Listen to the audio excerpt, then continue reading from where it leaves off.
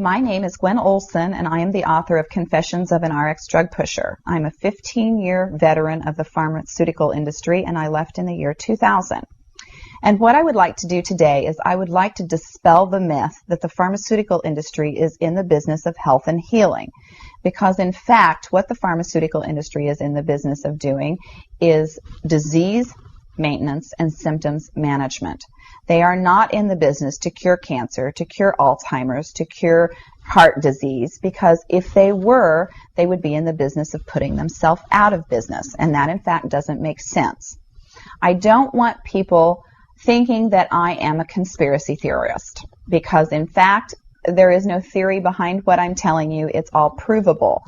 And what I'm saying is provable is that the pharmaceutical industry doesn't want to cure people. You need to understand, specifically when we're talking about psychiatric drugs in particular, that these are drugs that encourage people to remain customers of the pharmaceutical industry.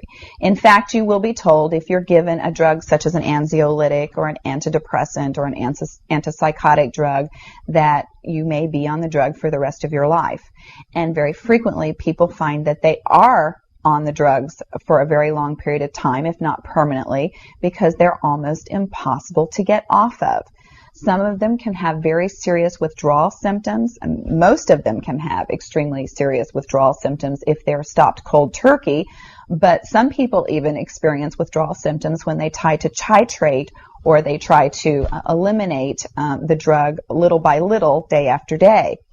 So it's really important to understand the motivation behind all of the current maintenance drugs that are on the market, even, for example, drugs such as cholesterol-lowering drugs. And what we are in fact finding now is that cholesterol drugs are lowering cholesterol excessively and causing other disease states as a consequence. So you need to be careful about trying to take drugs in order to remain healthy, because you're never going to have anyone come to you and tell you that the drugs are always tried against a placebo in clinical trials. What a placebo is a sugar pill. And in fact, many drugs are not found to be much more efficacious than the sugar pill. And in a case in point actually is the recent clinical trials that were released in the meta-analysis that came out of the UK on antidepressants, on the newer SSRI, selective serotonin reuptake inhibitor antidepressants. And what was found was the information that activists and other researchers have known for decades, was that antidepressants are no more effective than placebo, no more effective than sugar pills. But yet there are over 44 million people that have been taking these antidepressants, and a large number of them people that have mild to moderate depressive episodes. In fact, they prove that the antidepressants were not effective in anyone, with the exception of some of the most severely depressed patients. And I can tell you from personal experience that there are a number of things that depressed patients can do to improve their mental status aside from drugs that are quite effective, and in fact more effective than placebo. Another recent study that was released showed that exercise was in fact more effective than either placebo or the antidepressant drug that they were compared to. But just like Bill Maher said in his show, we're never going to hear any ads on television that are sponsored by anybody saying, the New England Journal just announced that exercise is twice as effective as antidepressants in curing depression. Ask your doctor if getting your butt off the couch is right for you.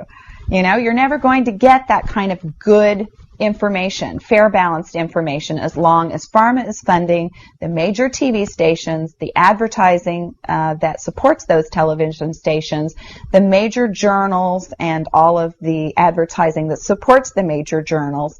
You just have to be commonsensical people and understand that the pharmaceutical industry makes 5 to 6 times the amount of money as any of the other Fortune 500 companies in the United States of America. They are not going to easily or readily give up that income. And we are, in fact, considered a human commodity.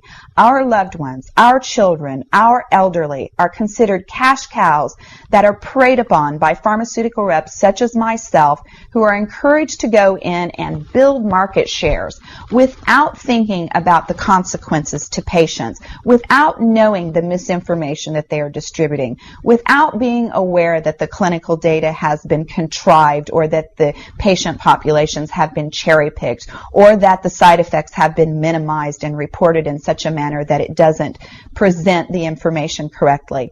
I spent 15 years in this industry. I was one of the best, but I'm here to tell you that the industry has run amok, that we are at a severe crossroads in this nation, and that we have got to take our power back, and we have got to start making the pharmaceutical industry accountable for their actions and for the defective products that they're putting on the market. It won't be long before every American is affected by this disaster, and we need to be aware of what the differences are between diseases, between disorders, and between syndromes. Because if it doesn't have to be scientifically proven, if there are no tests, if there are no blood tests, CAT scans, urine tests, MRIs, if there is nothing to document that you have a disease, then you in fact do not have a disease, you have a disorder, and it has been given and has been diagnosed pretentiously, and you need to get yourself educated and understand that there are options, and those options are much more effective than drugs. You need to look into the nutritional aspects of your diet and your lifestyle aspects. Are you exercising? Are you taking care of yourself in the ways that you need to be proactive about your health? Because once you start down the road of taking one prescription drug on top of the other, you will be a lifelong customer for the pharmaceutical industry, and your choices will be truncated. So I would like to ask you to please self-educate, be proactive, and share the information with others. The next victim could be someone that you love. Thank you.